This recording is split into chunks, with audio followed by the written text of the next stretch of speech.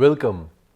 After learning about the macroscopic balances for energy, momentum and mass and also their solution techniques, we move on to the microscopic balances.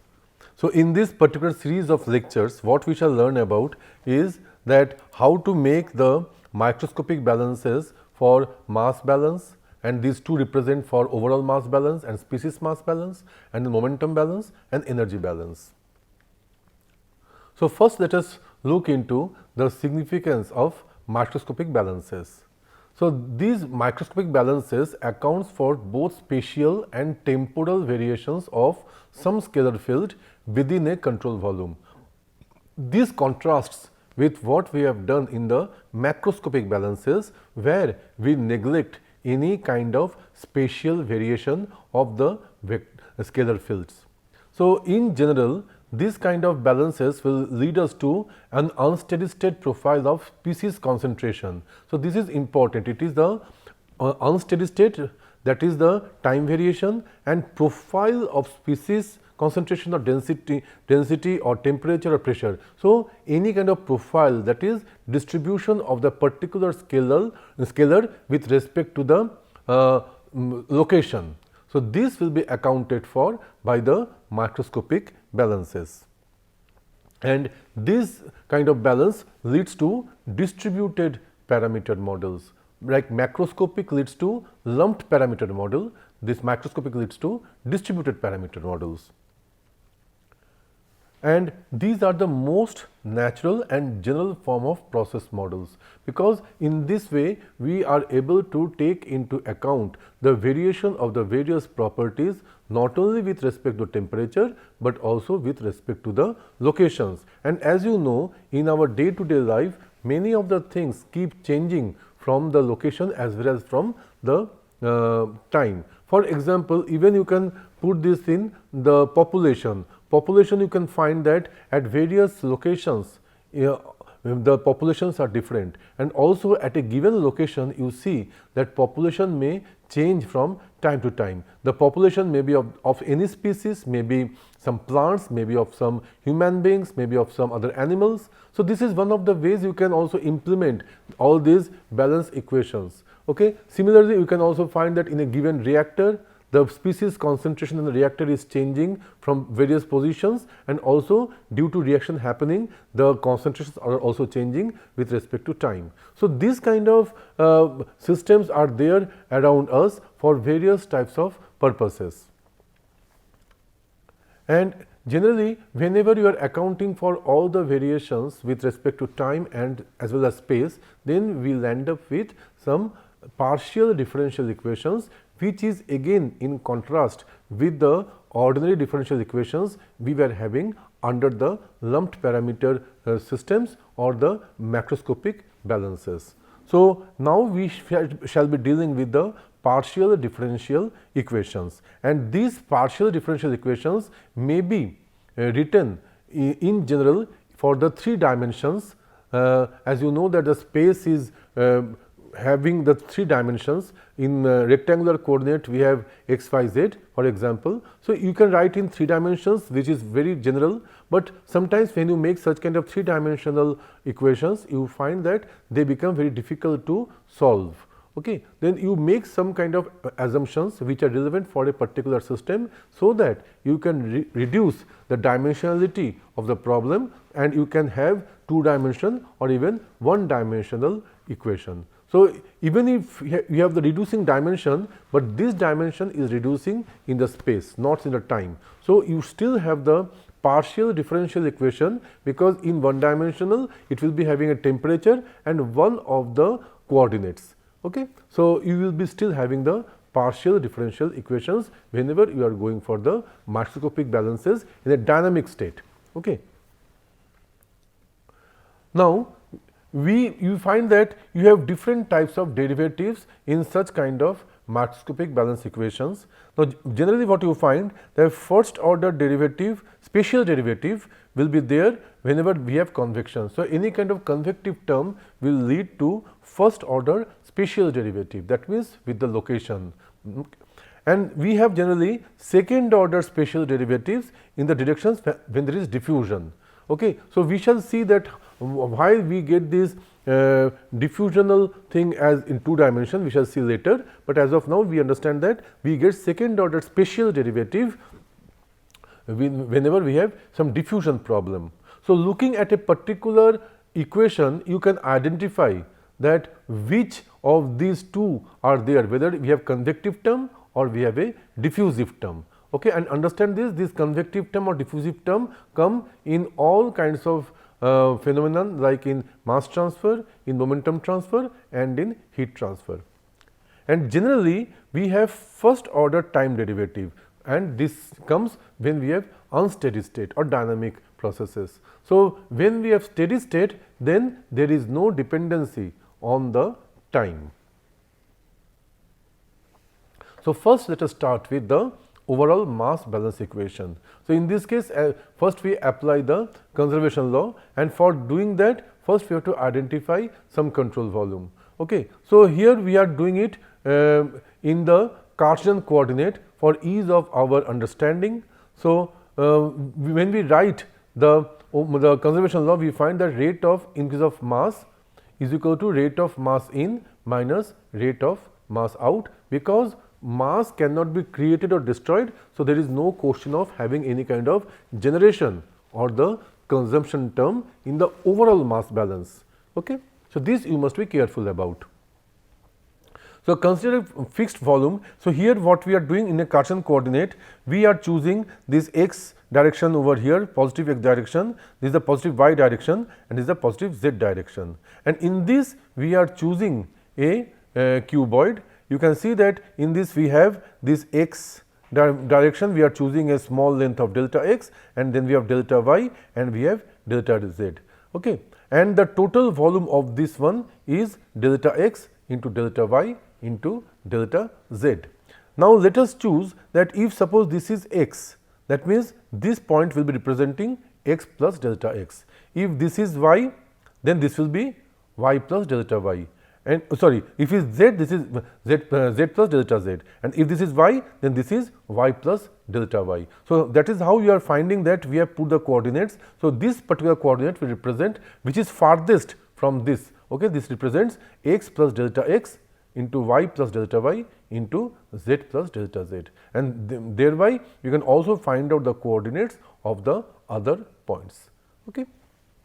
Now, let us see that how do we look at the mass balance. We assume, let us look at for one dimension, then you can extrapolate it for the other dimensions. So, here we find that at x, at this particular plane, okay, and this plane is which plane? YZ plane. So, in this YZ plane, in the x, from x direction, you are finding some mass is going in and some mass is going out. And how much is this mass going in? That is equal to the rho into the Vx. So, this is the rate at which the mass is going in, and rho, whenever you are putting with rho, that means you are basically talking about mass per unit volume. So, because we are talking about on a volumetric scale we are talking, so let us say that in this unit volume how much mass is going in through this particular area.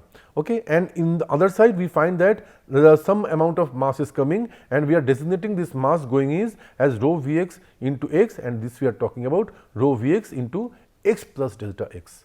Okay. So, this is the mass going in and this is the mass coming out in the x direction. Similar thing we can write for the y direction and for the z directions.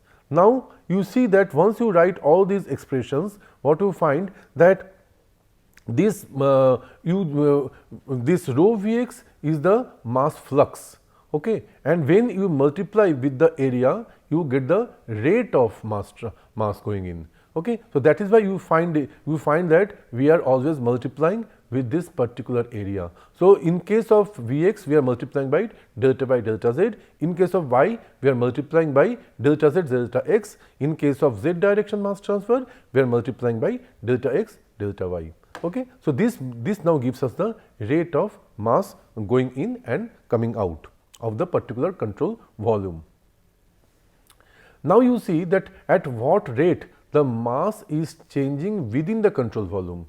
So, again what we are doing? We are doing that how the density is changing, that is dou rho by dou t, rho into the volume is the mass change. Okay. Now, because this particular delta x, delta y, delta z are remaining constant, so we are taking it out of the differential. So, we are left with that density with the differential with respect to time. So, this total thing gives us the rate of change of mass within the control volume. So, this rate of change of mass in the control volume as from the conservation law is given by whatever mass is going in. So, this mass and this mass along with the respective areas of the cross sections. So, these mass are going in and these things are coming out of the control volume. So, we rearrange these expressions and we find that from the Taylor series you can easily find that how you will represent all these things. So, this particular thing you are getting as dou Vx by dou x. Okay. If you take the limit of delta x tending to 0, delta y tending to 0 and delta z tending to 0, then all these difference equations will lead to differential form. Okay. So, that is what you are doing, that because they are very small, you are finding that all these difference equations are leading to differential equation. Okay. So, we are writing all the differential equations like this for the 3 directions. Once you put this, now again you apply this in this expression and you find you are getting this particular expression. Okay. So, this thing we call the equation of continuity. Continuity means that mass is continuously distributed and there is no gap between the mass. That means there is no hollow space between the masses. Oh, that is why it is so continuity. It is continuously going in or going out. So, this is the basically the mass conservation for the overall system. Now, the same thing may be taken for to find out the species distribution, because in many systems we find there could be some kind of reactions, some kind of generation or consumption of some species. Okay. In that case, overall mass balance will not give us the whole picture, because it will not tell us how the species concentrations are varying within the system. For that we need to do the species balance. Now, let us go to the species mass balance equation. In this case, as we have done previously, again we are doing the mass balance over the same control volume with this delta x, delta y, delta z at the width in the 3 directions for the control volume. And here we are considering that there is some kind of reaction going on with respect to a species alpha. Now, we apply the mass conservation species by species. So, alpha is an arbitrary species we are talking about. So, when we write the conservation law, we find that we have the rate of mass change, here we are called increase in the species alpha, and then this equal to the rate of mass that is coming inside the control volume of the particular species and rate at which the particular mass is getting removed from the control volume, and this is the rate of production of mass of alpha. Okay. So, in this case we are talking about some kind of reactions going on. So, we are talking about this production. Now, please understand, it may be production or it may be consumption. So, if you find a value negative production, you take it as consumption of species. Now, species wise when you look at, then a species may be created or destroyed. Okay. So, this is unlike the case when we talk of the overall mass, which is neither created nor destroyed. So, writing all these expressions, now let us see that what is the rate of increase of the species alpha within the control volume. Again, because the volume is constant, so we are taking out the volume of the differential, and this is the density of the species. Now, addition of the mass across alpha is given by some kind of flux. So, this flux is given as n alpha x, that means flux of species alpha in the x direction at the x point. Okay. And this is multiplied by the area of cross section, so that we get the rate. Okay. And then we go to the other end, that is x plus delta x, we find a similar expressions like this. Okay. So, this much is going in at the in the x direction, and these are coming out at the x direction. Okay. And similar things we can also write for the other 2 directions in y and z. Okay. And now let us go to the reaction term which is causing the production or the consumption of the species alpha, and generally the reaction terms are again given in terms of volume. So, let us see that this particular rate of reaction is per unit volume of the particular reactor, you can say. Then we are simply multiplying with the this volume of the this small control volume, and we are getting the rate at which the species is getting generated or consumed. Now, putting all these things together, we find that we are landing up with this kind of expression. Okay? And then again we are taking the limit for delta x, delta y, delta z to 0, we find that these difference equations are getting into differential forms, and we get this particular expression for the species balance. Okay? Now, let us go to the momentum balance. Now, in this momentum balance again we consider the same control volume as before. Here we are writing the rate of increase of momentum in the control volume is equal to rate of momentum, this will not be momentum, not mass. Okay. So, rate of momentum that is going in the control volume, and so this will be momentum. Okay. So, this rate how much momentum is going in the control volume and how much momentum is coming out of the control volume, and you know the rate of change of the momentum is nothing but the force. Okay. So, that is why we are writing, other than this, these forces are external forces. Okay. So, we are writing all these external forces clubbed together. These forces could be due to many things. It could be gravity force, it could be electrical force, it could be magnetic force, it could be viscous force. So, there are various types of forces which will be there in this. So, those forces are put in this clubbed together in this particular term.